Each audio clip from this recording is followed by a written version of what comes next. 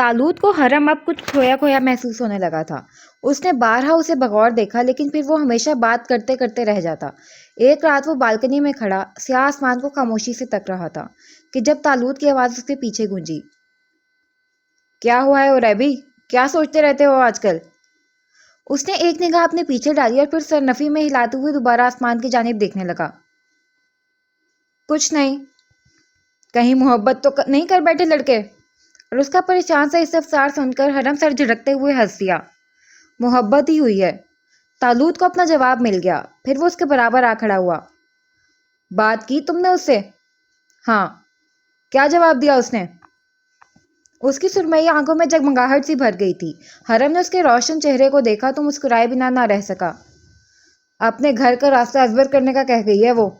उसने फातिहाना से निगाहें तालूत की जानिब फेरी तो वो हैरान सा हंस दिया। वो उसके लिए खुश था, बहुत खुश था। वो उन तीनों के लिए हमेशा ही खुश हुआ करता था। राना भाभी को बताया तुमने? उनसे तो बहुत पहले ही कह दिया था मैंने। वो एक बार फिर से हंस पड़ा था। बड़ी तेजी से आगे बढ़ रहे हो लड़के। खैर, शादी का खाना मेरी जानिब से डन करो और अपनी जिंदगी बनाओ। उस लड़की को खुश रखना, उसकी हिफाजत करना। ये जो जिंदगी भर से मेहनत करते आ रहे हो ना, उसे रायगा मत जाने देना। अपने घराने के लिए मुहाफिज साबित होना। और वो सर हिलाता पलट आया था। उस पूरी रात वो जागता रहा। शहवार की स्याह आंखें उसकी आंखों पर साया फगन रहीं। वो इस साए तले सारी रात सरचारी से भीगता रहा और फिर अगले हफ्ते वो इस एजेंसी को खैराबाद कहकर पलट आया। आज वो बहुत खुश था। उसके हाथ में कामयाबी की सनद थी। वो उस सनद को माँ जी के कदमों में रख देना चाहता था। वो उन्हें बावर कराना चाहता था कि वो सुरखरू होकर पलटा है, वो सर उठाकर पलटा है, वो नामुराद नहीं हुआ, वो नाकाम नहीं हुआ। लेकिन फिर बस्ती में दाखिल होते ही वो तीनों हैरान रह गए। वहां हर जानिब खून था, लाशें थीं। मगरिब के अंधेरे तले वो जिंदा सी बस्ती मुर्दों की बस्ती में बदल कर रह गई थी। वो एक खून आलूद शाम थी। वो खून में लथपथ जख्म जख्म शाम थी। उनकी बस्ती पर दहशत गर्दों की जानिब से हमला किया गया था, और वो ऐसा जालिम हमला था कि जिसने उनकी बस्ती को काट कर रख दिया था। वो तीनों अपने घरानों की जानिब भागे और फिर दहलीज तक पहुंचकर उसने एक ऐसे मंजर का सामना किया जो उसे जिंदगी के अगले कई सालों तक ट्रॉमेटाइज करने के लिए काफी था। क्योंकि दरवाजे के ऐन ऊपर माँ जी की खून आलूद कटी हुई कलाइयां पड़ी थीं। वो सड़क पर दोनों हाथ रख के झुका हुआ था। उसने खींचकर सांस लिया। उसे सादा याद करना उसके लिए तबाहकुन था। वो मजीद उस शाम की सुर्खी को याद नहीं कर पाया। हलक में बहुत सी गिरों और आंखों में होती बेतरह की जलन ने उसकी हालत गैर कर दी थी। उसने जमीन पर एक घुटना मोड़कर उठना चाहा, लेकिन वो फिर उठ नहीं सका। उसके कदमों से जान सलब हो रही थी। वो राना को गुजरते किसी साल में भूल नहीं पाया था। वो इस खौफनाक मंजर को अपनी याद के पर्दे से मिटाना चाहता था, लेकिन वो इसकी याद का एक गहरा और खून आलूद हिस्सा थी। वो याद उसकी जात का हिस्सा थी। वो अपने हिस्सों को काट कर कैसे फेंक सकता था? उसने लरजते कदमों से उठना चाहा और फिर वह मुश्किल अपनी सांसों को जहर होने से बचाने के लिए वो गाड़ी में आ बैठा। उसे याद था कि वो माँ जी की वो खून आलूद लाश किस कदर गर्म थी। उन्हें ताज़ा ताज़ा मौत के घाट उतारा गया था। उनका ताज़ा खून बहुत गर्म था। वो खून उसे अपने हाथों पर अब तक महसूस होता था। उसने आगे बढ़कर राना का सर अपनी गोद में रखा। वो रो रहा था। उनकी कटी कलाइयां देखकर उसके आंसू रुकने से कासिर थे। वो चीखा इतनी जोर से कि घर की दीवारें लरज उठीं। उसके अंदर जैसे कोई टूट कर डूबता जा रहा था। वो चीखता रहा। उसका गला चीख चीख कर बैठने लगा था। हरम ने उस मंजर की याद आते ही सर झटका था। वो मजीद ये सब नहीं याद करना चाहता था। वो उस सब से कहीं भाग जाना चाहता था। उसने अपनी जिंदगी में महज दो औरतों से मोहब्बत की थी। पहली उसकी माँ जी थी और दूसरी शहवार। शहवार का ख्याल आते ही उसने एक बार फिर से सर झटका था। शिद्दत के बायस उसके नाखून स्टीयरिंग व्हील में धंसने लगे थे। उसे उसकी वो आखिरी हिचकियां याद थीं। वो खून में लथपथ थी। उसे ज्यादती का निशाना बनाकर यूं ही एक कमरे में फेंक दिया गया था। उसकी भरीना टांगों पर खून की लकीरें फैली हुई थीं। वो बिना दुपट्टे के महज कमीज में मलबूस थी। कमीज भी खींचा तानी के बायस हर जानिब से फट चुकी थी। उसने आगे बढ़कर चारपाई पर डली चादर उतारकर उसके कपाते वजूद पर डाली थी। उसके लंबे स्याह बाल खुलकर गर्दन पर चिपक गए थे और वो अधखुली आंखों से हरम को तक रही थी। और वो आंखें इस कदर जख्मी थीं कि हरम का दिल से अब भी उन्हें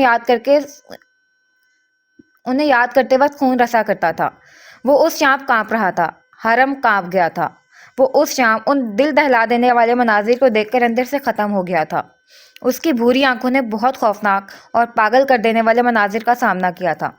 وہ پاگل ہو گیا تھا، وہ پاگل ہونے لگا تھا۔ وہ لرزتا ہوا شہوار کے سرہانے بیٹھ گیا تھا۔ اس نے شہوار کے خون آلود ہاتھ کو اپنے ہاتھ میں لے کر دبایا تو اس کی ہچکی ابھری۔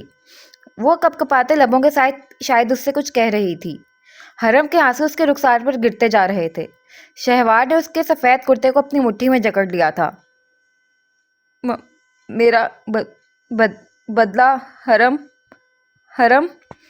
اور اس نے موت کی آخری ہچکی لینے کے بعد گردن ایک جانب ڈھلکا دی تھی۔ وہ اس کا گال تھپاتا ہوا چلا رہا تھا۔ وہ اسے اٹھا رہا تھا۔ اس نے بہت خواب دیکھے تھے۔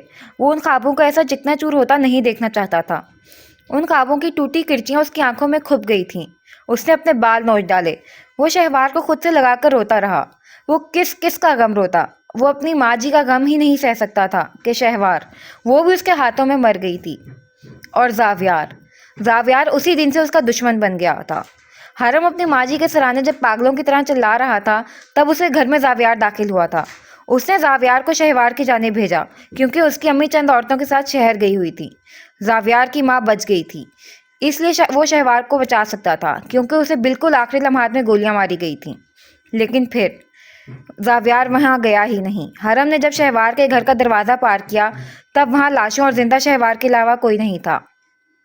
اس نے ایکسیلیٹر پر دباؤ ڈالتے ہوئے گاڑی کی رفتار تیز کر دی۔ دانت جم گئے، آنکھیں گلابی ہونے لگیں۔ اس کا نقصان اس کے ہاتھوں میں اس کی آنکھوں کے عین سامنے ہوا تھا۔ اگلے کئی دنوں تک وہ پاگلوں کی طرح اس بستی کی خاک چھانتا رہا۔ وہ پاگل ہو گیا تھا۔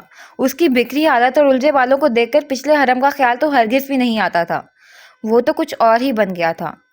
اس کے دوستوں نے اپنے گھرانے نہیں کھوئے تھے لیکن وہ اپنی زندگی کی حیات سے محروم کر دیا گیا تھا۔ اس نے اسٹیئرنگ وہیل پر غصے سے مٹھی ماری اور پھر گاڑی کا رخ سارنگ کے کلینک کی جانب موڑ دیا۔ اسے پتا تھا کہ زاویار اس سمے اسے کہاں ملے گا۔ نازنین گھر میں داخل ہوئی اور پھر خاموشی سے کمرے میں چلی آئی۔ اس کے اندر بے پناہ تکن نے بسیرا کر لیا تھا۔ وہ سونا چاہتی تھی، ایک لمبی پرسکون نیند لینا چاہتی تھی۔ وجدان نے اس کے کمرے کا دروازہ ہولے سے بجایا اور پھر آہستہ سے جو ہی دروازہ وا کیے اندر جھانکا تو نازنین کی انتہائی تھکی تھکی سی آواز ابھری۔ میں سونا چاہتی ہوں وجی۔ وہ اسے بھی پوری بات کی تفصیل بتانے کی ہمت نہیں رکھتی تھی۔ وجدان نے سمجھ کر سر اس بات میں ہلایا اور پھر دروازہ بند کیے واپس پلٹ گیا۔ وہ خاموش نگاہوں سے چھت کو تکتی رہی۔ کون تھا وہ؟ کس نے مدد کی تھی اس کی؟ اور وہ لڑکا جو فصیح کو مار رہا تھا، وہ وہاں کیوں موجود تھا؟ اس کے آس پاس چل کیا رہا تھا آخر؟ اور اگر کچھ نہیں چل رہا تھا تو اسے ایسا کیوں محسوس ہو رہا تھا جیسے کوئی اس کے پیچھے ہے، کوئی اس کی طاق میں ہے، کوئی گھات لگائے بیٹھا ہے، کوئی اس پر جھپٹنے کے لیے تیار ہے۔ اتنے سالوں سے یہ احساس ختم ہو گیا تھا لیکن کچھ دنوں سے وہ خود کو بہت غیر محفوظ محسوس کرنے لگی تھی۔ وہ اس خوف کی جانب واپس نہیں پلٹنا چاہتی تھی، وہ اب آگے بڑھنا چاہتی تھی۔ کم از کم وہ وجدان اور امی کے لیے کچھ کرنا چاہتی تھی۔ اس نے گہرا سانس لیا اور پھر اٹھ کر لباس تبدیل کیا، وضو بنایا اور اندر چلی آئی۔ صوفیہ برآمدے میں تخت پر راجمان کباب کے آمیزیں بنا بنا کر گول سی تھالی میں رکھتی جا رہی تھیں۔ اسے ان کبابوں کو دیکھ کر یاد آ گیا کہ کل اس کے رشتے کے لیے بھی کچھ لوگ آ رہے تھے۔ لمحے بھر کو وہ عادت سے مجبور ہو کر کراہی تھی۔ صوفیہ نے چہرہ اٹھا کر اسے دیکھا۔ کل کون سا جوڑا پہنو گی نازو؟ وہ بہت خوش تھی۔ ان کے تمتماتے چہرے کو دیکھ کر ہی نازنین کی تھکن کندھوں سے اترنے لگی۔ وہ مسکرا کر پاس چلی آئی، پھر ان کے ساتھ تخت پر بیٹھ گئی۔ کچھ بھی پہن لوں گی امی۔ نہیں، یہ کچھ بھی ہے کا وقت نہیں ہے۔ کچھ بہت اچھا سا پہننا، وہ والا پہننا جو تم نے پچھلے مہینے سلوایا تھا، ہلکے گلابی رنگ کا۔ وہ ان کی معصومیت بھری فکر پر مسکرا کر اس بات پہ سر ہلانے لگی۔ جیسا آپ کہیں امی۔ ایسا رویہ نہ رکھو جیسے تم میری ہر بات مانتی ہو۔ انہوں نے کہا تو اس کی ہنسی بے ساختہ ہی ابھری، پھر خفا نگاہوں سے ان کی جانب دیکھا۔ کب بات نہیں مانی میں نے آپ کی؟ یہ بتاؤ مانی کب ہے؟ جب کی ہے اپنی من مانی ہی تو کی ہے تم نے۔ اب رشتے کے لیے حامی بھر تو چکی ہوں، کیا چاہتی ہیں آپ؟ انکار کر دوں؟ اور صوفیہ اس سفسار پر اسے بے یقینی سے دیکھ کر رہ گئیں۔ یہ لڑکی، کیا کریں وہ اس کا؟ انہوں نے پرات ایک جانب رکھی اور پھر متفکر سی آنکھیں اس پر جمائیں۔ کچھ الٹا سیدھا مت کرنا نازو، کل بہت اچھے سے رہنا ہے تم نے ان کے سامنے۔ میں تمہارا رشتہ واقعتاً یہاں کرنا چاہتی ہوں۔ سوچو، تم اپنے گھر میں خوش ہوگی، وجدان اپنی پڑھائی کر کے کچھ بن جائے گا، میں اپنے نواسا نواسیوں کے ساتھ وقت گزار لوں گی، سب معمول پر واپس آ جائے گا بیٹا، ہماری زنگ لگی زندگیوں میں روانی سی آ جائے گی۔ وہ چند پل ان کی بوڑھی فکر مند سی آنکھیں دیکھی گئی، پھر اداسی سے مسکرا کر ان کا ہاتھ دبایا۔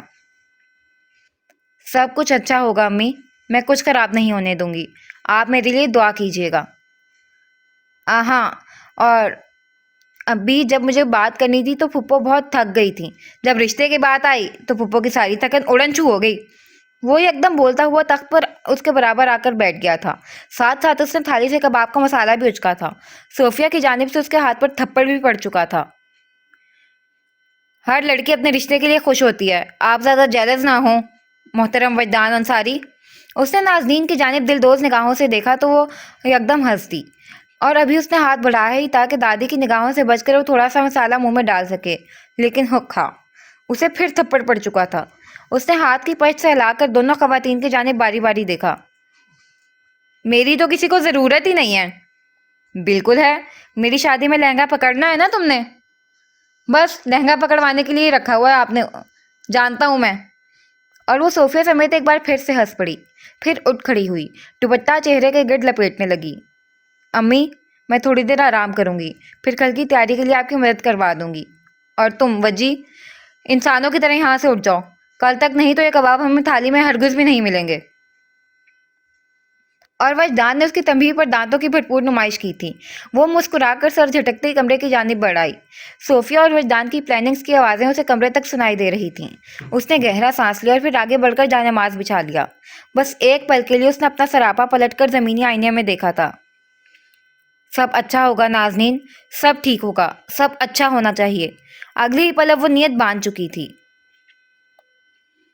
شائستہ سنگھار آئینے کے عین سامنے براجمان ہاتھوں پر لوشن لگا کر مساج کر رہی تھیں۔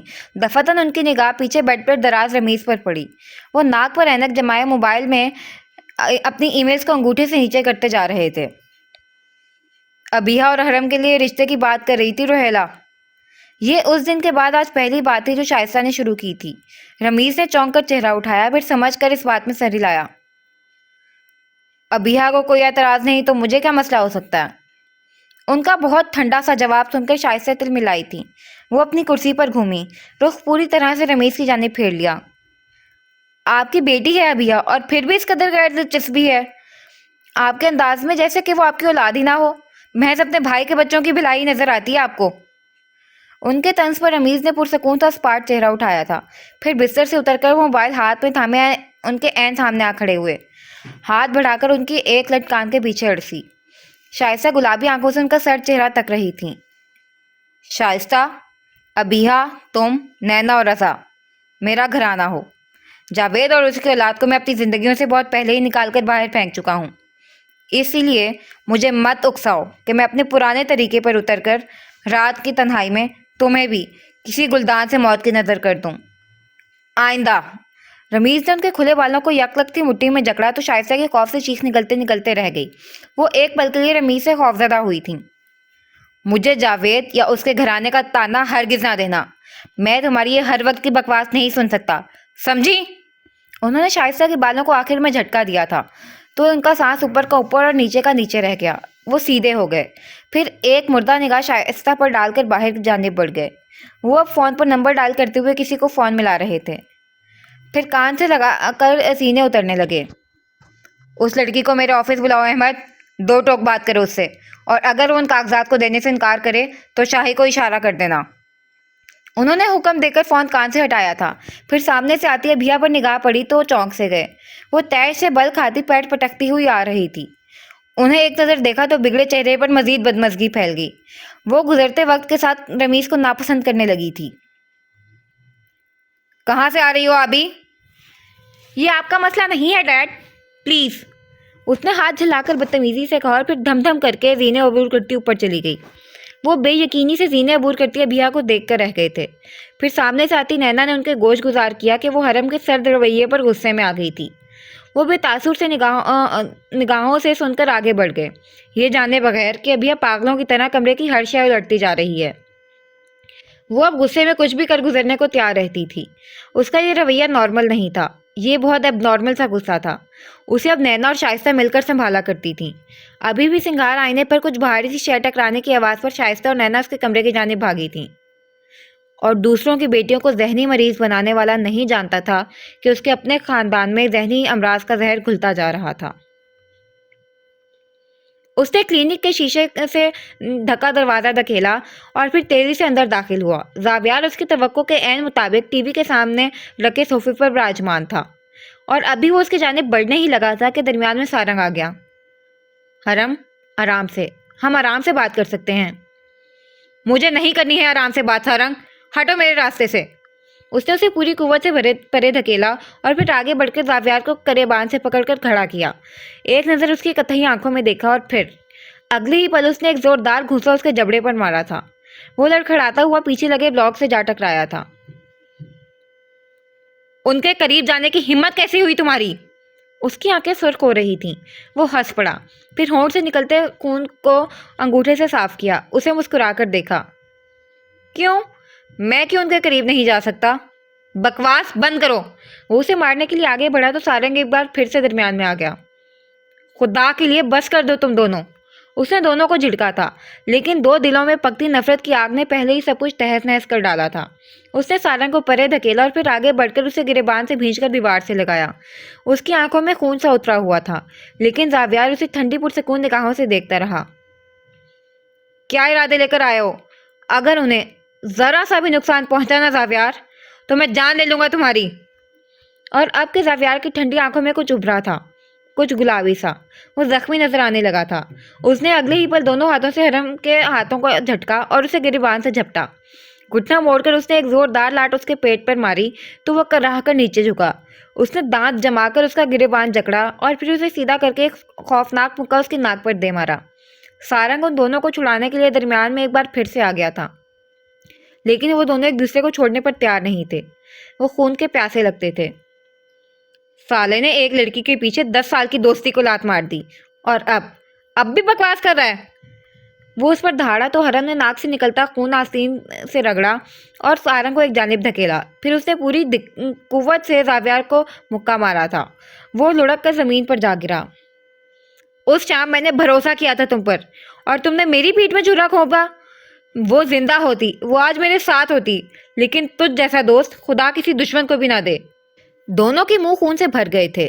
زاویار اٹھا اور ابھی اس نے حرم کا گریبان جکڑ کر اس پر مکہ تانا ہی تھا کہ پھر اس کی بنجر بھوری آنکھیں دیکھ کر وہ اسے مار نہیں سکا۔ اس نے کوشش کر کے ہاتھ کی مٹھی سخت کرنی چاہی، لیکن وہ اسے نہیں مار سکا۔ اس نے نہ مارنے کی بے بسی پر غصے سے اسے پرے دھکیل دیا۔ کلینک میں پھولی سانسوں کی آوازیں سنائی دینے لگیں۔ حرم نے ایک آخری متنفر نگاہ اس پر ڈالی اور پھر آگے بڑھایا، لیکن پھر اس کی آواز پر اس کے قدم زنجیر سے ہو گئے۔ وہ اپنی جگہ سے ہل نہیں سکا۔ پسند کرتے ہو تم انہیں؟ سارنگ نے بھی چونک کر اس کی پشت دیکھی تھی۔ وہ پلٹ نہیں سکا۔ وہ اس بات کا سامنا نہیں کرنا چاہتا تھا۔ محبت کرنے لگو گے ان قریب تم ان سے؟ اس نے زخمی مٹھی بھینچ لی تھی، پھر لبوں کو سیدھی سی لکیر میں بند کر لیا۔ گلے میں گلٹی ابھر کر معدوم ہوئی، سیاہ آنکھیں چھم سے اس کے سامنے لہرائی تھیں۔ وہ اگلی ہی پل آگے بڑھا اور پھر شیشے کے دروازے کو پار کر گیا۔ زاویار اور سارنگ پیچھے تنہا رہ گئے۔ نازنین چھت پر گھومتے پنکھے کو تکتی رہی، اور حرم، وہ ساری رات سڑکوں پر بے سمت چلتا رہا، شہوار سے نازنین اور نازنین سے شہوار تک کھینچے گئے دائرے میں گھومتے ہوئے۔ اسے احساس نہ ہو سکا کہ وہ بھی ان سیاہ آنکھوں میں تفریق کیے بغیر ان کا اسیر ہوتا جا رہا تھا۔ 18 سال قبل۔ ان دنوں جاوید زندہ تھے، لیکن ان کی طبیعت ازحد خراب رہنے لگی تھی۔ وہ اب کھانستے تو منہ اور ناک سے اکثر خون بہہ نکلتا۔ انہی دنوں انہیں طلحہ کے جیل توڑ کر بھاگنے کی اطلاع بھی موصول ہوئی تھی۔ وہ دن رات اس کا انتظار کرتے رہے۔ وہ اسے ایک آخری دفعہ اپنی نگاہوں کے عین سامنے دیکھنا چاہتے تھے، کیونکہ وہ جانتے تھے کہ ان کے پاس اب مہلت کے آثار بے حد کم تھے۔ طلحہ کو نہ گھر آنا تھا اور نہ وہ آیا، لیکن جاوید اس بات کو سمجھنے سے قاصر تھے کہ آخر طلحہ اس جیل کو توڑ کر باہر کیسے نکل سکتا ہے۔ کیا وہ اتنا طاقتور اور چاقو چوبند تھا کہ کسی بھی جیل کو توڑ کر باہر نکل سکتا؟ ان کے لیے طلحہ کی جسمانی اور ذہنی حالت کے پیش نظر یہ سب سوچنا انتہائی احمقانہ سا عمل تھا۔ وہ اپنی بیماری کے ہاتھوں دن بدن گھلتے جا رہے تھے۔ نازنین، صوفیہ اور نومولود وجدان، ان کی ذمہ داری کا بوجھ ان کے کندھوں پر بہت گہرا اثر ڈالنے لگا تھا۔ وہ اس بوجھ تلے دب کر ختم ہونے کے قریب ہونے لگے تھے۔ انہیں رمیز کی مدد درکار تھی، انہیں اس سے بات کرنی تھی، انہیں ان سے بات کرتے ہی بنی تھی۔ وہ ان کے آفس چلے آئے۔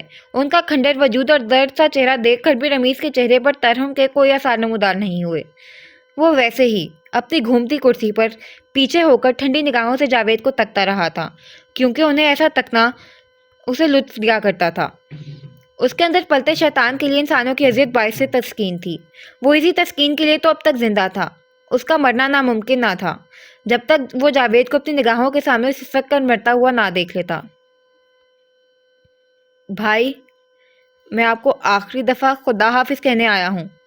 رمیز کے سامنے براجمان زرد سا کھنڈر وجود لیے جاوید اپنی بے بسی کی آخری حدود پر تھے۔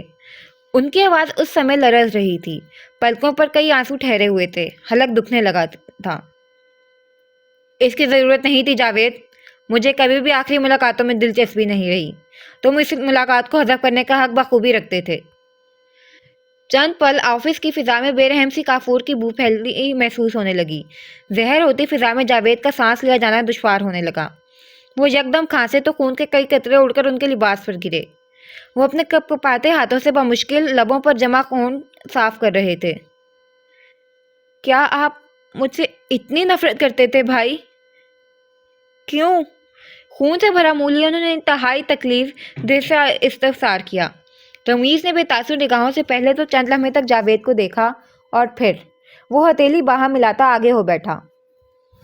تم میرے مقابلے پر تھے، تم نے میری جگہ لی، مجھ سے چھین لی تھی۔ تم اتنے قابل نہیں تھے جتنا قابل تمہیں گردانا گیا تھا۔ بابا کے سامنے، دنیا کے سامنے، دنیا والوں کے سامنے تم مرکز رہے، اور میں عرصے کی ریاضت کے بعد بھی پس منظر میں دھکیل دیا گیا۔ پھر میں نے اس مسئلے کا ایک حل نکالا، میں نے ایک عہد باندھا، تمہیں مجھ سے کمتر اور ذلیل ثابت کرنے کا عہد۔ جاوید کی نگاہوں میں لمحے بھر کے لیے بے یقینی سے ابھری تھی۔ ان کی پتلیاں ساکت ہو گئی تھیں اور رگوں میں گردش کرتا خون تک جم گیا تھا۔ سامنے بیٹھا یہ شخص تو ہرگز بھی انسان نہیں لگ رہا تھا۔ یکدم فضا میں پھیلی کافور کی بو تیزی کے ساتھ ان کے نتنوں میں گھسنے لگی تھی۔ وہ بے تحاشا کھانستے ہوئے آگے کو جھکے تھے۔ پھر میں نے اس عہد کے لیے لایا عمل طے کیا۔ تم، بابا، تمہارا گھرانہ، تمہاری عزتیں، یہ سب میرے نشانے پر آ گیا۔ میں ایسا نہیں کرنا چاہتا تھا، لیکن میں مجبور کر دیا گیا۔ مجھے بابا کو ان کے فیصلے میں غلط ثابت کرنا تھا۔ پھر میں نے ایک رات بابا کو مار دیا۔ جاوید کا پورا وجود زلزلوں کی زد میں آ گیا۔ ان کے سامنے زمین و آسمان گردش کرنے لگے۔ وہ کھانستے کھانستے بے ساختہ ہی اٹھتے ہوئے اپنی نشست سے نیچے جا گرے۔ ان کے سینے میں شدید تکلیف ہونے لگی تھی۔ وہ اپنا سینہ مسل رہے تھے۔ رمیز اپنی جگہ سے اٹھ کھڑا ہوا۔ پھر وہ جاوید کے سر پر آ کر کھڑا ہو گیا، بالکل ویسے ہی جیسے وہ کبھی مبین کے سر پر کھڑا تھا۔ پھر وہ آہستہ سے ان کے سامنے پنجوں کے بل بیٹھا، مسکراتی آنکھوں سے ان کے تکلیف دہ سے وجود کو دیکھا۔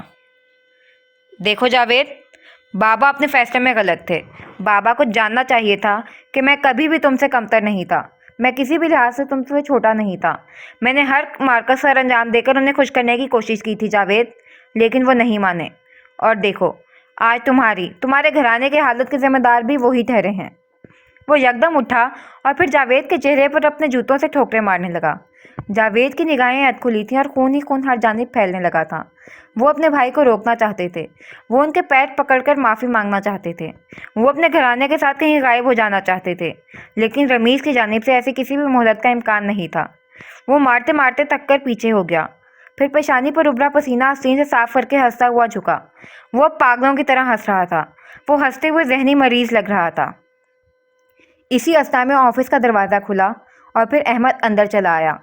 بے یقینی سے لمحے بھر کو اس کی نگاہیں زمین پر گرے خون آلود وجود لیے جاوید پر پڑی تھیں۔ پھر وہ رمیز کو دیکھنے لگا۔ وہ ہنستے ہنستے پاگل سا ہونے لگا تھا۔ تمہارا بیٹا، اسے میں نے جیل سے نکلوایا ہے، اب وہ میری آرگنائزیشن کے لیے کام کرے گا۔ اب وہ بھی لوگوں کی اعضاء نکال کر انہیں فروخت کرے گا۔ اب وہ بھی فرشتوں کی فہرست سے نکل کر ابلیس کی فہرست میں آ جائے گا، کیونکہ مجھے ہر اس انسان سے نفرت ہے جو نیک ہو۔ مجھے اطاعت گزاروں اور فرما برداروں سے نفرت ہے۔ مجھے سرکش اور شریر لوگ پسند ہیں۔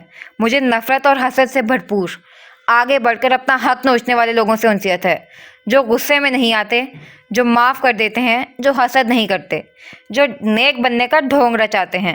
مجھے ایسے لوگوں سے اپنی تمام تر حیات سے بڑھ کر نفرت ہے۔ نفرت ہے، نفرت، بہت نفرت ہے۔ اس کی سخت ٹھوکروں سے جاوید کا چہرہ مسخ ہونے لگا۔ وہ ادموئے ہوئے بمشکل سانس لے رہے تھے۔ آفس میں تازہ خون کی بو ہر جانب پھیلنے لگی تھی۔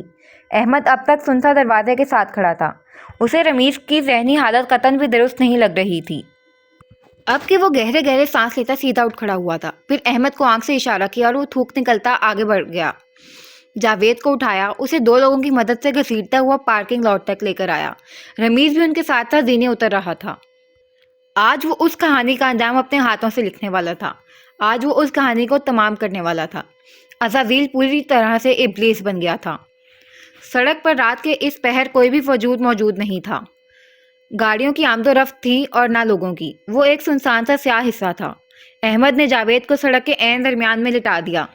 وہ کپ کپ آ رہے تھے۔ ان کے ہلتے لب کسی کا نام لینے کی کوشش کر رہے تھے۔ وہ اپنے بھائی کا نام لے رہے تھے شاید، کیونکہ وہ انہیں شیطان نہیں بننے دینا چاہتے تھے۔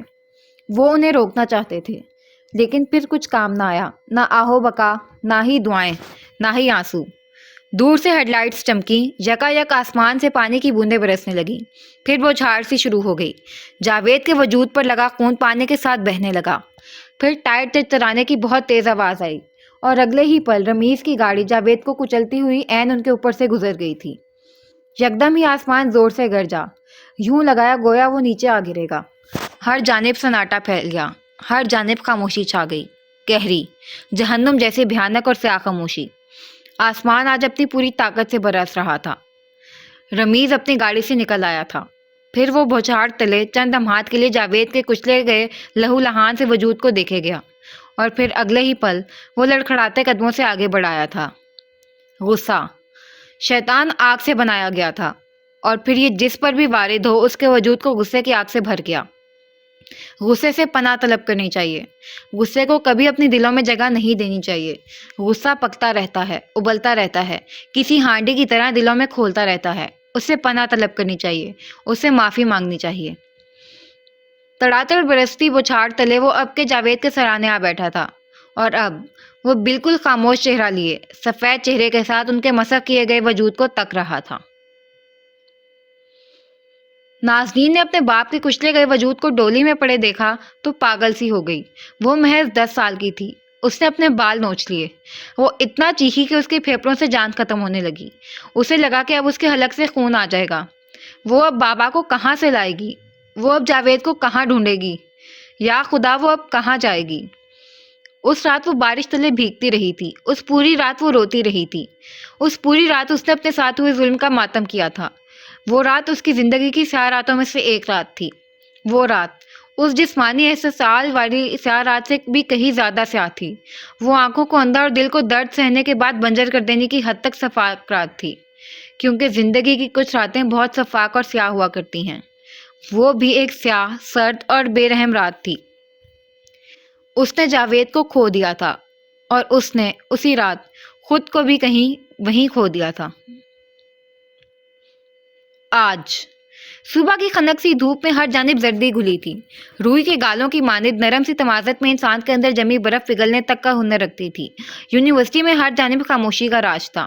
لائبریری بھی اپنے اندر زمانوں کی داستانوں کا بوجھ سمیٹے سر اٹھائے کھڑی تھی، کسی بوڑھی لیکن مضبوط عمارت کا تاثر لیے۔ اس نے بادامی رنگ کا نفیس سا جوڑا زیب تن کر رکھا تھا، بالوں کو حسب عادت ہاف باندھے۔ وہ مصروف سی کتابوں کی فہرست دیکھتی ان کی ترتیب درست کر رہی تھی۔ دور الہام بیٹھی اپنا چاند نما اینک ناک پر جمائے سنجیدگی سے کمپیوٹر پر نگاہیں مرکوز کیے انہماک سے کام میں مصروف دکھائی دے رہی تھی۔ صبح صبح کا وقت ہونے کے باعث باقی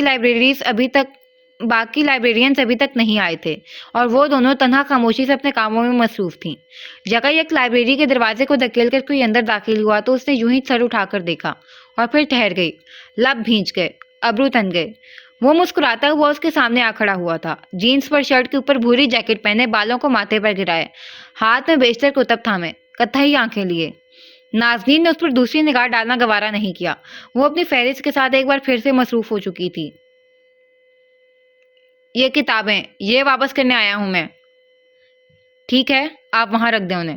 اس نے آبرو سے جو ہی دور ٹیبل کی جانب اشارہ کیا تو اگلے ہی پل ٹھہر گئی۔ اس کی نگاہیں زاویار کے ہاتھ کی اوپری جلد پر ٹک گئی تھیں۔ زاویار نے اس کی نگاہیں محسوس کر کے جلدی سے کتابیں دوسرے ہاتھ میں منتقل کیں، لیکن اس کا دوسرا ہاتھ بھی زخمی تھا۔ کھال ادھڑی ہوئی تھی اور ادھری کھال سے نکلا خون وہیں جم گیا تھا، یوں گویا اس نے زخم صاف کرنے کی زحمت کرنے کے بجائے بس ہاتھ دھوئے ہوں۔ کہاں رکھوں؟ اس نے گلابی چہرے کے ساتھ پوچھا تو ناظرین نے ایک سنجیدہ سا آئیبرو اٹھا کر اسے دیکھا، پھر گہرا سانس لے کر فہرست شیلف کے اوپر رکھ دی۔ اس کے ہاتھ سے کتابیں لے کر آگے بڑھتے ہوئے ٹیبل پر رکھیں۔ بیٹھو یہاں۔ ساتھ ساتھ آئیبرو سے کرسی کی جانب اشارہ بھی کیا تھا۔ وہ خاموشی سے بیٹھ گیا، حیرت سے اس کی پشت کو دیکھے گیا۔ وہ اب اپنے دراز سے جھک کر فرسٹ ایڈ باکس نکال رہی تھی، پھر اس کے قریب چلی آئی۔ مانا کہ تم ابھی جوانی کے عین دنوں میں سفر کر رہے ہو، لیکن اس کا مطلب ہرگز یہ نہیں ہے کہ اپنے زخم صاف کیے بنا انہیں ادھڑا ہوا رکھو۔ اپنا نہیں تو اپنے گھر والوں کا ہی خیال کر لینا چاہیے۔ وہ سنجیدگی سے کہتی اب کھڑے کھڑے باکس کھولے دوائیاں نکال رہی تھی۔ وہ خود کو کتنا بھی سنجیدہ اور بے نیاز ظاہر کر لیتی، لیکن سچ تو یہ تھا کہ اسے زخم دیکھ کر تکلیف ہوا کرتی تھی، چاہے وہ زخم کسی کا بھی ہو۔ اسے ہر زخم دیکھ کر اپنے زخم، بابا کے زخم یاد آیا کرتے تھے، کیونکہ اس کے پاس بھی زخم پر مرہم رکھنے والا کوئی موجود نہیں تھا۔ وہ ایسی کسی بھی اذیت سے سامنے والے کو بچا دینا چاہتی تھی۔ وہ اس معاملے میں بے بس تھی۔ اور جن کے گھرانے ہی نہ ہو، کیا ان کے پاس کوئی جواز رہ جاتا ہے اپنا زخم صاف کرنے کا؟ اس نے بڑے آرام سے پوچھ کر ناظرین کو حیران کر دیا۔ اس کی روئی درست کرتے ہاتھ لمحے بھر کو ٹھہرے تھے، پھر اس نے سکون سے سر اٹھایا۔ سیاہ آنکھیں دھوپ کے عکس میں چمک رہی تھیں۔ زاویار کو پلکیں جھپکانے میں وقت لگا۔ میں ہرگز بھی تمہارے کاؤنٹر اٹیکس کا جواب دینے نہیں کھڑی یہاں، اسی لیے خاموشی سے بیٹھو اور اپنا ہاتھ آگے کرو۔ کیوں؟ کیونکہ تم میری وجہ سے زخمی ہوئے ہو۔ اور وہ اگلا سانس نہیں لے سکا۔ سفید چہرے کے ساتھ اس نے سر اٹھا کر ناظرین کی جانب دیکھا تھا۔ کیا وہ حرم اور اس کے بارے میں جانتی تھی؟ کیا وہ اداکاری کر رہی تھی؟ کیا اسے حرم نے اعتماد میں لے رکھا تھا؟ کیا مطلب؟ خشک پڑتے حلق کے ساتھ اس نے لاپرواہی سے پوچھا تو ناظرین آگے جھکی، پھر بے حد احتیاط سے روئی پر لگی دوائی اس کے اوپری جلد پر پھیرنے لگی۔ وہ اسے زخم صاف کرتے ہوئے دیکھے گیا۔ کسی نے آج تک اس کے زخم یوں صاف نہیں کیے تھے۔ کل تم نے میری وجہ سے پھنسی کو مارا تھا، اسی وجہ سے زخمی ہوئے ہیں نا تمہارے ہاتھ۔ میں اپنے اوپر احسان نہیں رکھتی، احسان کے بدلے احسان سے دے دیا کرتی ہوں، اس لیے ہرگز مت سمجھنا کہ میں کسی رحم دلی کے تحت تمہارا زخم صاف کر رہی ہوں۔ رحم دلی کا کوئی تعلق نہیں مجھ سے۔ اور اسے چہرہ اٹھا کر دیکھتا زاویار ہولے سے مسکرا دیا۔ اس کی آنکھیں ناظرین کے رخساروں پر جھکی سیاہ پلکوں میں الجھنے لگیں۔ گھنگھور پلکوں کی سیاہی سے گھبرا کر اس نے اگلے ہی پل چہرہ پھیرا تھا۔ اسی پہر دروازے کے پار کھڑے حرم نے اپنے ہاتھ کی زخمی پشت نگاہوں کے سامنے کی۔ اس کی آنکھوں میں زخم سا بھرا، گردن کے آس پاس بچھی نسیں پھول سی گئیں۔ اسے کہیں اندر تک تکلیف ہوئی تھی۔ وہ لائبریری کے اندر اس کا زخم صاف کر رہی تھی، اور وہ لائبریری کے باہر کھڑا زخم ہو رہا تھا۔ نہ جانے انجانے راستوں پر قدم دھرتے جانے وہ کہاں پہنچنے والے تھے، لیکن اتنا تو طے تھا، کوئی ایک ضرور ان میں سے کسی گہری تکلیف کا شکار ہونے والا تھا، کیونکہ تکون کبھی بھی دو کے علاوہ کسی ایک سے وفا نہیں کیا کرتے۔ ٹھیک ہے میڈم، میں خود کر لیتا ہوں۔ اس نے خوف سے دھڑکتے دل کے ساتھ کسمسا کر اپنا ہاتھ نکالا تو وہ چونکی۔ ابھی پٹی رہتی ہے، میں کر لوں گا۔ وہ اگلی پل جلد بازی میں اٹھ کھڑا ہوا تھا۔ ناظرین نے کچھ کہنا چاہا لیکن وہ اس کی سننے سے پہلے ہی آگے بڑھ چکا تھا۔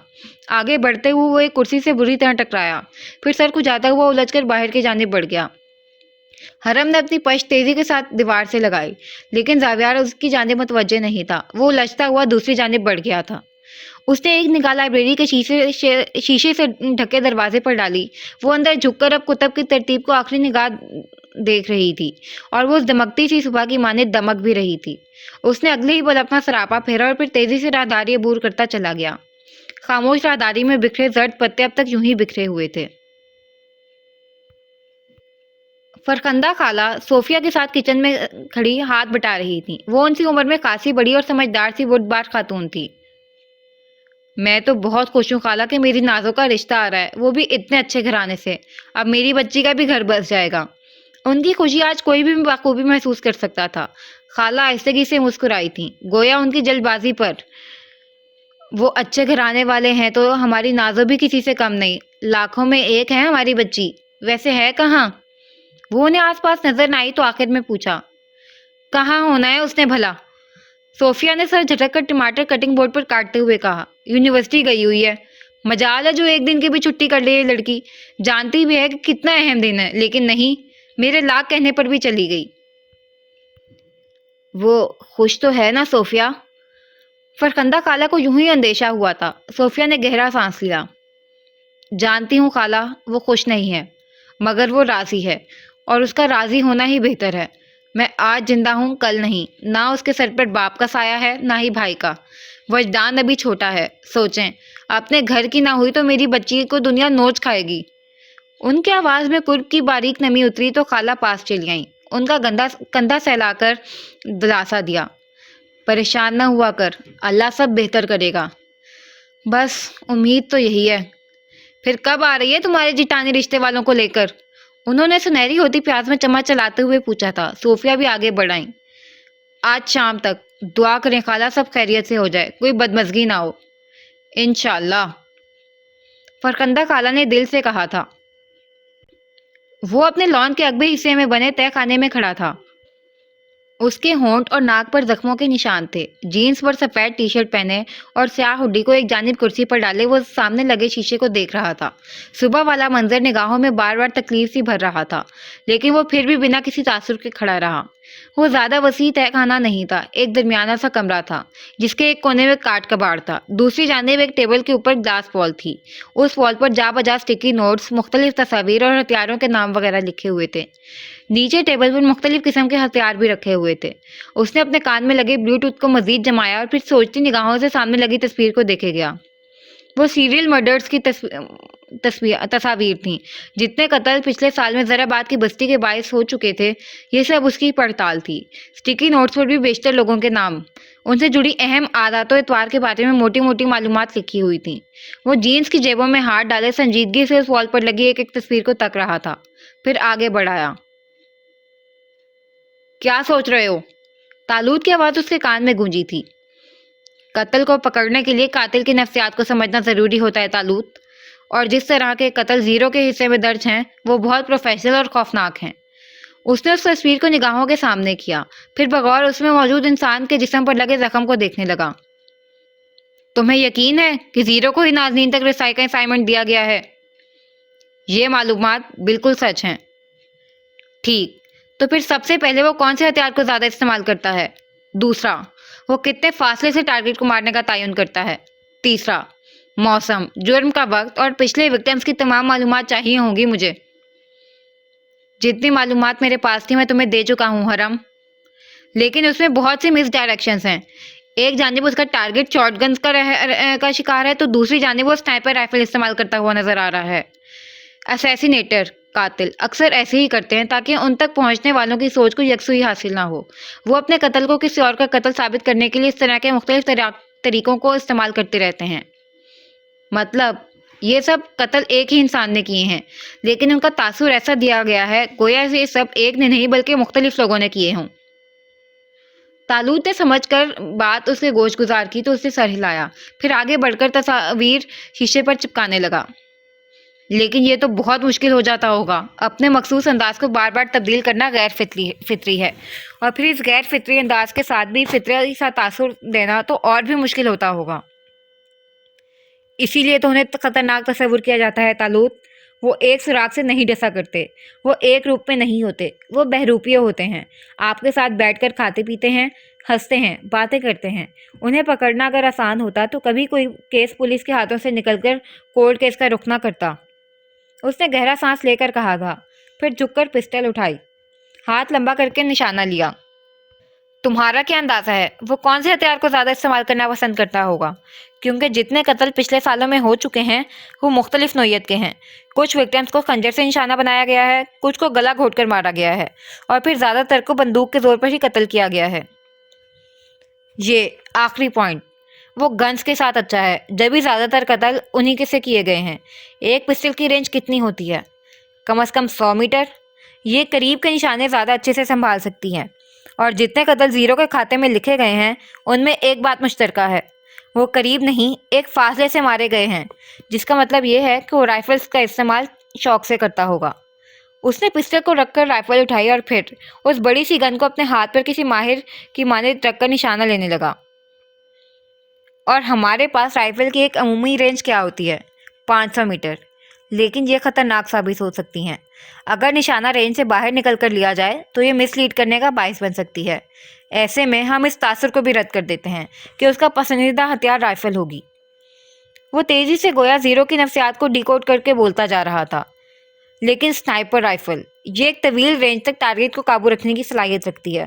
اس کے اندر ایک خصوصی ٹیلی اسکوپ ہوتا ہے جو اسے باقی سب ہتھیاروں سے ممتاز بناتا ہے، اور اس کی رینج کم از کم 2000 میٹرز تک ہوتی ہے۔ ایک ایسا ہتھیار جو زیرو جیسے قاتل کے لیے باعث تسکین ہو اور جو اس کی فاصلے سے قتل کرنے کی خواہش کو بھی پورا کرتی ہو۔ اس نے رائفل سامنے ٹیبل پر رکھی اور پھر سیدھا کھڑا ہو گیا، ہاتھ ایک بار پھر سے جیب میں اڑس لیے۔ اس کا دراز قد اور مضبوط جسم مدھم روشنی میں واضح ہونے لگا تھا۔ اوریبی، اتنی تیزی سے باتوں کو ڈیکوڈ کر کے تم مجھے خوفزدہ کر دیتے ہو کبھی کبھی۔ وہ طالوت کی بات سن کر تلخی سے مسکرایا تھا، پھر سر اٹھا کر سامنے لگی تصاویر کو باری باری دیکھا۔ رمیز انصاری، احمد لغاری، باقر ہمدانی، طلحہ انصاری، وجدان انصاری، ان سب کی پاکٹ سائز تصاویر ایک گولائی میں لگی ہوئی تھیں، اور اس کے عین درمیان میں نازنین کی تصویر تھی، وہی جس سے اس کہانی کا آغاز ہوا تھا۔ تمہیں کیا لگتا ہے یہ قتل کرنے کا حکم کس لیے دیا گیا ہے؟ کیا صرف پیسے کے پیچھے ہاتھ ہے ان مالکان کا؟ وہ چند پل خاموش رہا، پھر آہستہ سے بولا، یہ دشمنی ہے طالوت، یہ نفرت ہے، یہ اندر پکتی سالوں کی آگ ہے، غصہ ہے۔ مجھے رمیز انصاری کے بارے میں زیادہ کچھ تو نہیں پتا، لیکن یہ شخص ان سب باتوں کا دماغ ہے، باقی اس کے کرندے اس کا دھڑ، وہ ان کا ہیڈ ہے، وہی سب کچھ قابو کر رہا ہے، لیکن میں اس کی سوچ تک نہیں پہنچ پا رہا۔ دشمنی کس بنیاد پر؟ نفرت، غصہ، گلٹ، کس چیز کا؟ اور پھر نازنین جیسی لڑکی اس کے اتنے بڑے کاروبار کے سامنے کیا کر لے گی؟ یہ سب باتیں ایک ہی بات کی جانب اشارہ کرتی ہیں کہ وہ حسد کا شکار ہے، وہ اس سے جلتا ہے۔ ایک بات بتاؤ، جاوید اور امیز کا رشتہ کس قسم کا تھا؟ اس نے رک کر پوچھا تھا۔ طالوت نے دوسری جانب گہرا سانس لیا۔ جہاں تک میں جانتا ہوں وہ دونوں بہت اچھے رشتے کے ساتھ رہ رہے تھے۔ آفس میں بھی ورکرز معمول کے مطابق ہی یاد رکھتے ہیں جاوید کو، اور پھر ہر سال رمیز جاوید کے لیے لاکھوں کا صدقہ بھی تو دیتا ہے۔ ان کے مابین رشتہ اچھا ہی ہوگا۔ حرم نے نچلا لب دانتوں تلے دبا رکھا تھا، کہیں سے کچھ غائب تھا۔ اس کے دماغ میں پوری تصویر نہیں بیٹھ رہی تھی، بھوری آنکھوں میں ایک پل کو کچھ ابھرا تھا۔ مجھے اس کے آفس جانا چاہیے۔ کس لیے؟ طالوت چونکا۔ اس نے آگے بڑھ کر کرسی پر ٹنگا ہوڈ اٹھایا اور پھر پہننے لگا۔ وہ مجھے اپنا داماد بنانے کے لیے خاصا بےتاب ہے آج کل، میں اس کا یہی شوق پورا کرنے جا رہا ہوں۔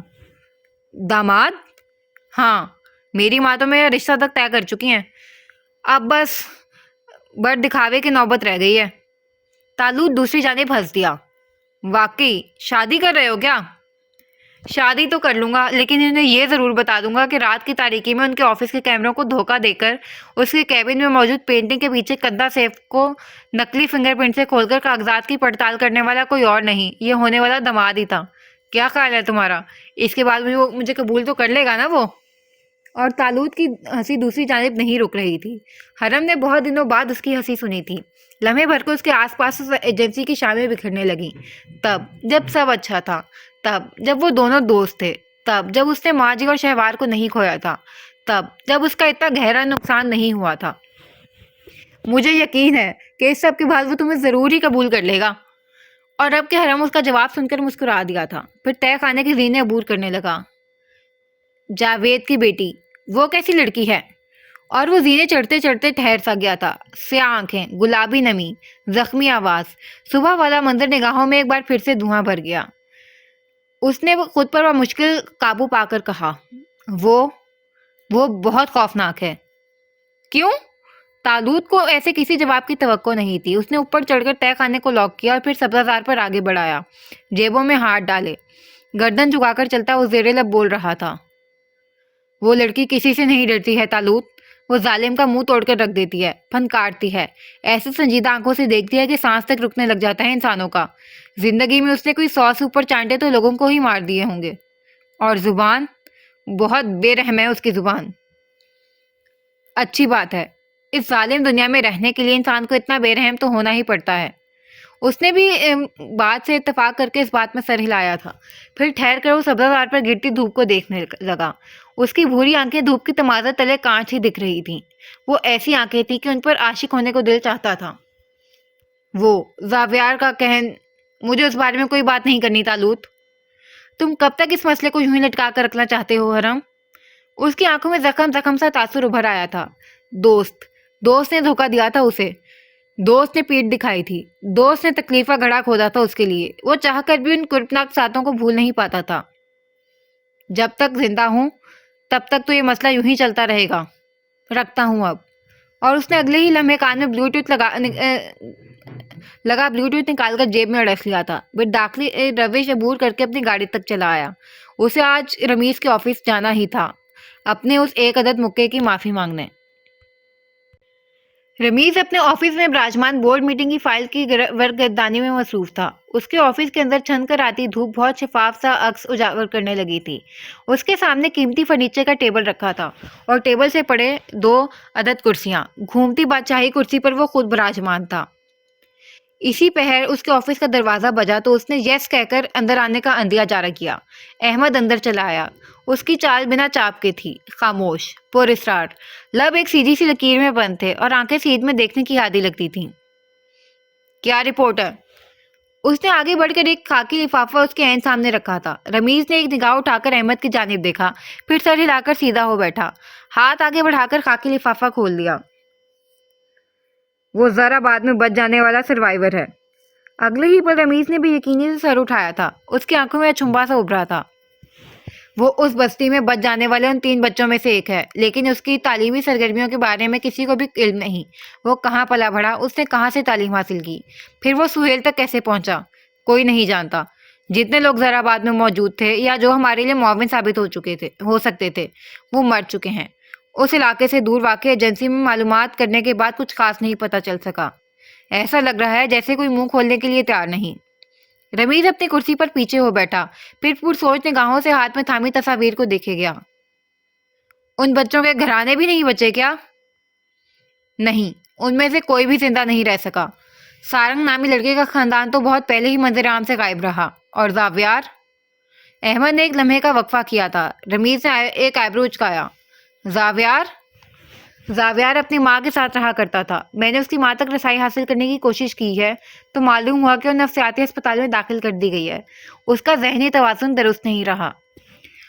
رمیز چند لمحات تک تالوت کی تصویر کو نگاہوں کے سامنے رکھ کر دیکھے گیا۔ یہ آدمی کون ہے؟ یہ اس ایجنسی کا آنر ہے، عزازیل ایجنسی کا، لیکن یہ وہاں ایک استاد کی حیثیت سے کام کرتا رہا۔ کسی کو بھی اس کی اصل حقیقت کے بارے میں علم نہیں۔ حرم کے دادا کا شاگرد رہا تھا یہ، اب اپنے ڈیمنٹیا نسیان کی وجہ سے اپنے گھر میں ہی رہتا ہے۔ ایجنسی کا چارج مشتاق افندی سنبھالتا ہے۔ اور یہ شاگرد رہا؟ کس کا؟ سلیمان عریبی کا شاگرد تھا یہ۔ وہ ایک نجی ایجنسی کا گن مین تھا۔ یہ خود بھی اعلیٰ پائے کا شوٹر رہ چکا ہے۔ کافی عرصے تک ایک ٹرینر کی حیثیت سے بھی کام کیا ہے اس نے۔ لڑکے کے آس پاس معلومات بہت مبہم اور نامکمل ہیں احمد، لیکن میں نے اتنے عرصے میں کبھی اس کے اندر کوئی مشکوک بات محسوس نہیں کی۔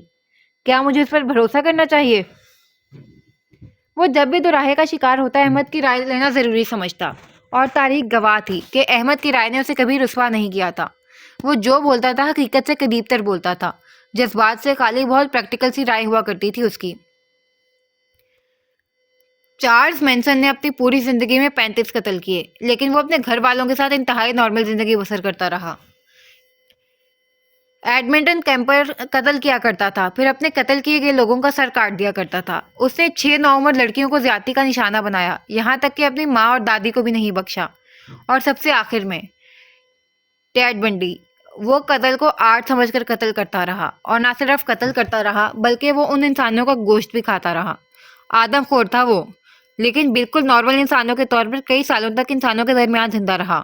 ہم کسی کو نہیں جانتے کہ وہ اندر سے کیا ہے۔ انسان وہ نہیں ہوتے جو نظر آتے ہیں۔ اور جہاں تک اس لڑکے کا تعلق ہے، مجھے وہ خاصا مشکوک لگ رہا ہے، جیسے وہ کچھ چھپا رہا ہو۔ رمیز بالکل خاموشی سے اسے سر اٹھا کر دیکھ رہا تھا، پھر یکدم ہنس کر سیدھا ہو بیٹھا۔ اسے احمد سے ایسے ہی کسی جواب کی توقع تھی۔ احمد، تم اس کل کے لڑکے کو اتنے خوفناک قاتلوں سے تشبیہ دے رہے ہو، کچھ تو خدا کا خوف کرو یار۔ لیکن احمد ان کی بات پر نہ ہی مسکرایا اور نہ ہی اس نے کوئی خوشگوار سا تاثر دیا تھا۔ وہ اسپاٹ سیدھی آنکھوں سے سامنے تکتا رہا۔ اسے اپنی جانب سے مزید کوئی بات رمیز کی گوش گزار نہیں کرنی تھی۔ اچھا ٹھیک ہے، اگر تمہیں وہ مشکوک لگ رہا ہے تو تم اس کی جانچ پڑتال کر سکتے ہو اپنی تسلی کے لیے۔ جہاں تک رہی میری بات تو مجھے اس رشتے پر کوئی اعتراض نہیں۔ یہ سب باتیں اب قصہ پارینہ ہیں۔ میں ان کی کھوج میں پڑھ کر اپنا قیمتی وقت برباد نہیں کر سکتا۔ جا سکتے ہو تم۔ احمد نے اس کی بات سن کر اس بات میں سر ہلایا۔ اگرچہ وہ رمیز کے اس فیصلے سے ناخوش تھا لیکن اس نے پھر بھی کبھی اپنے مالکان کی نفی کرنا نہیں سیکھی تھی۔ اس لڑکی کو کال دے دی جائے سر؟ رمیز نے اس کی جانب سوچتی نگاہوں سے دیکھا تھا، پھر اس کی نگاہیں احمد کے پیچھے دیکھنے لگی، پیچھے، کہیں بہت پیچھے، اس ایک آخری ملاقات کی جانب جب جاوید اس سے ملنے آئے تھے۔ وہ ایک یادگار ملاقات تھی، وہ ایک تلخ اور خوشگوار ملاقات تھی، وہ ایک بہترین اور بدترین ملاقات تھی، لیکن اس ملاقات کا اپنا ہی سرور تھا، اس ملاقات کا اپنا ہی لطف تھا۔ اپنی آنکھوں کے سامنے ایک جاندار وجود کو گلتے دیکھنے کا مزہ ہی الگ تھا۔ اس کی کیفیت کسی بھی کیفیت کا مقابلہ نہیں کر سکتی تھی۔ خدا کو اس کے فیصلے میں غلط ثابت کرنے کے لیے ہی تو ابلیس نے اس کی نافرمانی مول لی تھی۔ وہ بھی اپنے باپ کو دکھانا چاہتا تھا، وہ بھی مبین کو اس سمے کھڑا کر کے یہ حقیقت ازبر کروانا چاہتا تھا کہ وہ کبھی بھی جاوید سے کمتر نہیں تھا، وہ جاوید کے مقابلے پر تھا، وہ جاوید سے عظیم تھا۔ لیکن پھر بھی عزازیل کی مسلسل ریاستوں کے بعد بھی زمینی خلافت آدم کو دے دی جاتی ہے، کیونکہ خدا کبھی اپنے فیصلے میں غلط نہیں ہوا کرتا۔ اگلے ہی لمحے اس نے آنکھیں احمد کی جانب پھیری تھیں، پھر اس کے لبوں کی تراش میں ایک تبسم سا گھلا۔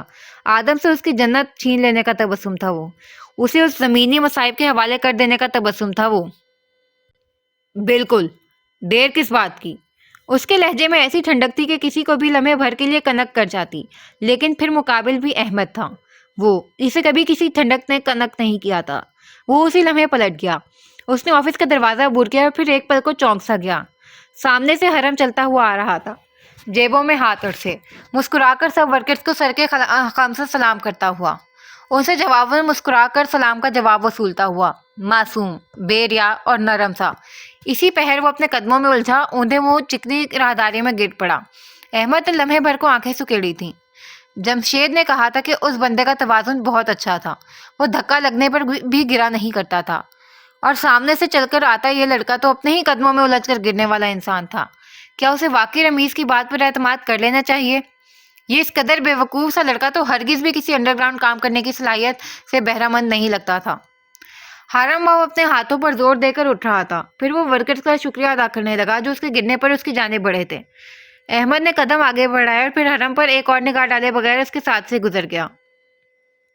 حرم بھی آگے بڑھایا تھا، لیکن اب اس کی آنکھیں نہیں مسکرا رہی تھیں، لب سیدھی لکیر میں بن چکے تھے اور نگاہیں محتاط سے انداز میں اطراف کا جائزہ لے رہی تھیں۔ توازن قائم رکھنے والوں سے زیادہ توازن کو غیر متوازن کرنے والا بھی کوئی نہیں ہوتا، بالکل ویسے ہی جیسے جھوٹ بولنے والوں سے زیادہ سچ کو جاننے والا کوئی نہیں ہوا کرتا۔ اس نے اگلے ہی پل رمیز کے آفس کا دروازہ کھٹکایا تھا اور پھر اندر چلا آیا۔ وہ فائلز کی پڑتال میں مصروف تھا، لیکن جو ہی اس نے چہرہ اٹھا کر دیکھا تو خوشگوار سی حیرت سے مسکرا اٹھا۔ حرم بھی گرم جوشی سے مسکرا کر اس کے قریب چلا آیا تھا، رمیز سے اٹھ کھڑا ہوا تھا، پھر مسکراتے ہوئے ہاتھ آگے بڑھایا تو حرم نے بنا کسی توقف کے اس کے ہاتھ کو بآسانی تھام لیا۔ بیٹھو حرم، کیسے آنا ہوا اور آج کیسے شرف بخش دیا ہمارے آفس میں قدم رکھنے کا تم نے؟ وہ بھی مسکرا کر کرسی پر بیٹھ گیا۔ اس نے واضح طور پر رمیز کو اپنے چہرے پر لگے زخم دیکھ کر نظر انداز کرتے ہوئے دیکھا تھا۔ موم نے بتایا کہ کسی غلط فہمی کے تحت میں نے باقر صاحب کے بیٹے موصف کو مکہ مار دیا تھا۔ مجھے بہت افسوس ہوا، میں غصے میں آ کر کوئی انتہائی قدم اٹھانے والا انسان نہیں ہوں، لیکن اس دن بس کچھ موڈ ٹھیک نہیں تھا تو… اس نے بات ادھوری چھوڑی تو رمیز ہنستا ہوا سیدھا ہو بیٹھا، پھر مسکراتی آنکھوں سے اسے دیکھا۔ ان آنکھوں میں سب کچھ تھا، ستائش، گرم جوشی، مسکراہٹ، حرم کے لیے واضح پسندیدگی۔ بس حرم کو ان آنکھوں میں انسانیت کی کمی صورت سے محسوس ہوئی تھی۔ بھائی، جب ہم اس عمر میں تھے تو اس طرح کے واقعات اکثر ہو جایا کرتے تھے، اور روہیلہ سے میں نے جان بوجھ کر اس طرح کی شکایت کی تھی تاکہ تم اپنے عمل کی معافی مانگنے ہی صحیح لیکن ہمارے آفس چلے آئے، اور دیکھو میں اپنی کوششوں میں کبھی ناکام نہیں ہوا۔ اب بتاؤ، چائے لوگے یا پھر کافی؟ اس نے کہتے کے ساتھ ہی ہاتھ فون کی جانب بڑھایا تو ہم نے مسکرا کر ہاتھ اٹھا کر انہیں کسی بھی قسم کی ضیافت سے باز رہنے کا اشارہ کیا۔ میں کچھ مصروف ہوں انکل، چائے کافی کے لیے پھر کبھی حامی بھر لی جائے گی۔ آپ براہ کرم مجھے باقر صاحب کے کیبن کا بتا دیجیے، مجھے ان سے معافی مانگنی چاہیے۔ اس سے تم بات کر لینا، لیکن کچھ ہمارے ساتھ بھی تو بیٹھو، اپنی مصروفیات کے بارے میں بتاؤ۔ سہیل کا کاروبار کیسے رخ اختیار کر رہا ہے اور تم کیسے دیکھتے ہو کاروباری ترقی کو؟ ڈیڈ کے بزنس کے ساتھ اگرچہ میں ابھی ٹھیک تک مانوس نہیں ہو پایا ہوں انکل، لیکن پھر بھی کچھ باتیں مجھے سمجھ آنے لگی ہیں۔ بزنس ڈیلنگز کے علاوہ بھی بہت سے کام سر انجام دینے ہوتے ہیں۔ محنت، لگن اور انتھک گرم جوشی ہی کسی بھی کاروبار کی ترقی کا پہلا زینہ ثابت ہو سکتی ہے۔ اس کے علاوہ کچھ بھی کاروبار کو زمین سے اٹھا کر آسمان تک نہیں پہنچا سکتا۔ وہ تمتماتے چہرے کے ساتھ مسکرا کر تیز تیز بولتا جا رہا تھا، اور رمیز اس کی معصومیت پر محض مسکرا کر سر اس بات میں ہلا رہے تھے۔ یہ بچہ کیا اس کی پڑتال کرنے کو احمد کہہ رہا تھا؟ یہ احمد بھی نا کبھی کبھی زائد از ضرورت ہی مشکوک ہو جاتا ہے۔ تم محنتی ہو ارم، اور مجھے ذہین لوگ بھی اتنا متاثر نہیں کیا کرتے جتنا محنتی کرتے ہیں۔ تم ایک ایسی جگہ سے آئے ہو جہاں پر کسی کا بھی مستقبل کسی بھی طرح محفوظ نہیں ہو سکتا تھا، لیکن پھر بھی تم وہاں سے نکلے اور یہاں کے عیش و عشرت کے باوجود بھی تم نہیں بگڑے۔ بگڑنے کی بجائے مثبت پہلو کی پیروی کی۔ انسان کی اصل ہمیشہ سازگار سے ماحول میں واضح ہوا کرتی ہے، تب جب وہ سب کچھ کرنے کا اہل ہو، لیکن پھر بھی اپنا ہاتھ ہر اس کام سے روک لیتا ہو جو اس کے لیے درست نہیں۔ میں تم سے یقیناً متاثر ہوا ہوں۔ وہ ستائشی نگاہوں سے اسے دیکھ کر کہتا پیچھے ہو کر بیٹھا تھا۔ حرم مسکرایا، پھر سر کو خم دے کر ان کی جانب سے کی گئی تعریف وصولی۔ آپ کی جانب سے کی گئی اس تعریف کے لیے میرے پاس جواب میں کہنے کے لیے کچھ بھی قابل قدر نہیں، لیکن آپ کا بے حد شکریہ انکل۔ میں ایک کامیاب بزنس ٹائکون کی جانب سے کیے گئے اس تعریفی کمپلیمنٹ کو اپنے لیے اعزاز گردانتا ہوں۔ اس کے مقابل براجمان رمیز نے اسے سراہتے ہوئے اس بات میں سر ہلایا تھا، پھر وہ ہاتھ آگے بڑھا کر ساتھ رکھا انٹرکام اٹھانے لگے۔ جاوید انکل کے بعد تو بہت مشکل ہو گئی ہوگی آپ کو اتنی بڑی انڈسٹری کے معاملات سنبھالنے میں۔ اور اس نے دیکھا کہ گرم جوشی سے رمیز کے بڑے ہاتھوں میں اگلی ہی پل سرسی لہر دوڑ گئی تھی۔ اس کی نگاہیں رمیز کے ہاتھوں سے سفر کرتی اس کے چہرے کی جانب اٹھی تھیں۔ جمے دانت، ماتھے پر ابھرے بھلوں میں اضافہ، ابرو کا یکلگتی تن جانا، لبوں کا پیچھے کی جانب بھنج جانا، بس ایک لمحے کا کھیل تھا۔ وہ اگلے ہی لمحے سنبھل کر اداسی سے مسکرایا تھا۔ حرم کی آنکھوں سے اس کی وہ ایک لمحے کی پیچیدہ سی جنبش چھپی نہیں رہ سکی تھی۔ وہ بغور اس کے تاثرات دیکھ رہا تھا، لیکن جو ہی رمیز نے اس کی جانب دیکھا تو وہ پریشان سا نظر آنے لگا، فکر مند سا، پیارا سا۔ جاوید اور بابا کے جانے کے بعد اس انڈسٹری نے بہت خراب وقت کا سامنا کیا ہے، لیکن پھر بھی میں نے اپنی بھرپور کوشش کی کہ اسے دوبارہ سے کھڑا کر سکوں۔ ان دونوں کی کمی تو کوئی بھی پوری نہیں کر سکتا، لیکن پھر بھی میں ان کے لیے جو کر سکتا تھا وہ میں نے ضرور کیا۔ اوہ، I'm sorry. Javed uncle آپ کے چھوٹے بھائی تھے، میں سمجھ سکتا ہوں آپ کی تکلیف کو۔ اس کی باتوں پر رمیز قوم کا ہی کھنکارا تھا۔ حرم کی ٹھنڈی آنکھیں اس کے ہاتھوں پر پھسلیں، کرسی کے ہتھے کو رگڑتے ہاتھ، اندرونی خلفشار کی نشانی۔ باقر صاحب کا آفس راداری سے دائیں جانب ہے، پہلے ہاتھ پر جو پہلا آفس ہے وہ اس میں ملتے ہیں۔ وہ بامشکل مسکرایا تو حرم سر کو کم دیتا اٹھ کھڑا ہوا۔ وہ شکریہ کر کے ابھی پلٹنے ہی لگا تھا کہ رمیز کی آواز پر ٹھہر سا گیا۔ حرم، کیا تم گنز میں دلچسپی رکھتے ہو؟ ایک شبہ، ایک شک، بس ایک لمحے کی نگاہ تھی وہ۔ اسے اپنی پشت پر رمیز کی چھیدتی نگاہیں خوبی محسوس ہو رہی تھیں۔ وہ اگلے ہی لمحے پلٹا تھا، انہی ٹھنڈی آنکھوں سے لمحے بھر کے لیے رمیز کی ٹھنڈی آنکھوں میں دیکھا اور پھر ناسمجھی سے مسکرا دیا۔ نہیں انکل، مجھے گن سے خوف آتا ہے، میں انہیں کبھی ہاتھ تک نہیں لگا سکتا۔ ذرا بعد میں ہونے والے واقعات کے اثرات خاصے گہرے ہیں، میں تب سے ہی ہتھیاروں سے خوفزدہ رہنے لگا ہوں۔ اسے سر اسپات میں ہلایا اور ایک بار پھر پلٹنا چاہا، لیکن رمیز کی آواز نے اسے ایک بار پھر سے روک لیا تھا۔ یہ زخم کیسے آئے ہیں تمہیں؟ میں زینوں سے گر گیا تھا انکل۔ موم نے بتایا ہوگا آپ کو کہ میں کس قدر کلمسی ہوں۔ وہ سر کھجاتا ہوا شرمندہ سا پلٹ کر انہیں بتانے لگا تو رمیز کا کہکا بلند ہوا۔ ایک لمحے قبل کے شکوک و شبہات ہوا میں بہہ کر غائب ہو گئے۔ اس جیسے لڑکے پر شک کرنا بے وقوفی تو ہو سکتی ہے، لیکن عقل مندی ہرگز بھی نہیں۔ اب کہ اس نے ایک بار پھر سے سر اس بات میں ہلایا اور پھر باہر کی جانب بڑھایا۔ یہ جھوٹ بول رہا ہے، یہ جھوٹ کیوں بول رہا ہے؟ جاوید کے ساتھ اس کا حقیقی تعلق یقیناً خوشگوار ہی نہیں تھا، ہو ہی نہیں سکتا۔ اگر ہوتا تو جاوید کا گھرانہ کبھی یوں سڑکوں پر ٹھوکریں نہیں کھا رہا ہوتا۔ یہ اداکاری کر رہا ہے، لیکن یہ ایسا کیوں کر رہا ہے؟ उसने अगले ही पल सर झटका था। फिर बिना किसी दिक्कत के बाकर के ऑफिस की जानिब मुड़ गया। वो अंदर बैठा लैपटॉप में मसरूफ था। उसने चंद पल उसे दरवाजे में खड़े होकर देखा और फिर आगे बढ़ाया। बाकर ने यकलती किसी की मौजूदगी महसूस करके सर उठाया और फिर हैरान था सीधा हो बैठा। वो हरम से रजा की मेहंदी में मिल चुका था। वो अब उसके ऐन सामने कुर्सी पर बैठ रहा था, उसकी इजाजत के बगैर, स्पॉट आंखें लिए। ऑर्गन ट्रैफिकिंग, गैर कानूनी असलहे फराहम करने के मुख्तलिफ कारोबार, ड्रग्स के हर मौजूदा धंधों में मुलविस और शराब खानों की जानिब अक्सर रुख करने वाले बेहद शरीफ से बाकर हमदानी से माफ़ी मांगने आया हूँ मैं। क्या मुझे माफ़ी मिल सकती है? उसने एक जानिब गर्दन ढलकाकर इंतहाई पुरसकून से इस्तफसार किया। बाकर, जो अभी उसे कुछ सख्त सा कहने ही लगा था, अपनी जगह जम सा गया। उसके लब अध खुले रह गए, आंखें लम्हे भर के लिए पथराई थीं। वो अपने असाब पर काबू रखने वाला मजबूत बंदा था, लेकिन हरम ने उसे इंतहाई गैर मुतवक्के तौर पर घेर लिया था, और उसका अगला कुदरती सा रद्द अमल भी उसकी निगाहों से पोशीदा न रह सका। रद्द अमल जो इंसानों की असल हुआ करते हैं। क्या चाहते हो? उसने अपने दिफा करने की बजाय पेशानी पर बल समेट कर कहा था। वो उठ खड़ा हुआ, फिर बिजली की तेजी से बाकर की गर्दन दबोच कर उसका रुखसार टेबल पर पटका। दूसरे हाथ से महारत के साथ उसने तेज धार कलम उचक लिया था, और लम्हे के 1000वें हिस्से में वो कलम अब बाकर की शाहरत पर रखा भी जा चुका था। वो उसकी मजबूत गिरफ्त तले चलने लगा था। मुसब से कहो कि सानिया से दूर रहे, नहीं तो उसके बाप के कुछ ऐसे कारोबार भी मेरी निगाहों में हैं कि अगर उनकी रसाई इस दुनिया तक हो गई तो वो अपना अगला सांस तक नहीं ले सकेगा। उसने कलम उसकी गर्दन पर रखकर हल्का सा दबाया तो बाकर की दबी दबी सी चीख निकली।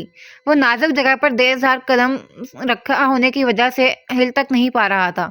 फिर उसने सर बालों से पकड़कर ऊंचा किया और कलम हाथ में घुमाकर उसकी एक आंख के बिल्कुल करीब निशाना लिया। बाकर का सांस तक रुक गया था। कलम की नोक उसकी आंख से चंद इंच के फासले पर थी। हरम ने काटदार आंखें उसकी आंखों में गाड़ी थीं। फिर हौले से बोला, मुसब को मेरा पैगाम दे देना, और अगर तुमने मेरी इस माफ़ी की खबर किसी के भी कान में डालने की कोशिश की तो प्लीज, मैं किसी से कुछ नहीं कहूँगा, मुझे छोड़ दो। उसका सांस हरम की गिरफ्त तले खुश्क हो रहा था। उसे समझकर सर हिलाया और पीछे हो गया। बाकर ने यकदम ही खुलकर सांस लिया। उसे बेसाख्ता ही खांसी भी आई थी। हरम ने आगे बढ़कर कलम उसके टेबल पर सलीके से रखा और फिर सर को खम दिया, अपना होठ दुरुस्त किया। बालों में हाथ चलाकर उसने पीछे की जानिब जमाया, हल्का सा मुस्कुराया और फिर पलट आया। बाकर मुंह खोले उसे देखकर रह गया था। उसने कपकपाते हाथ चेहरे पर फेरे थे।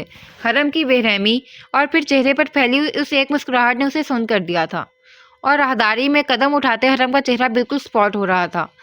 उसका चेहरा देखकर अंदाजा लगाना मुश्किल था कि वो क्या सोच रहा है।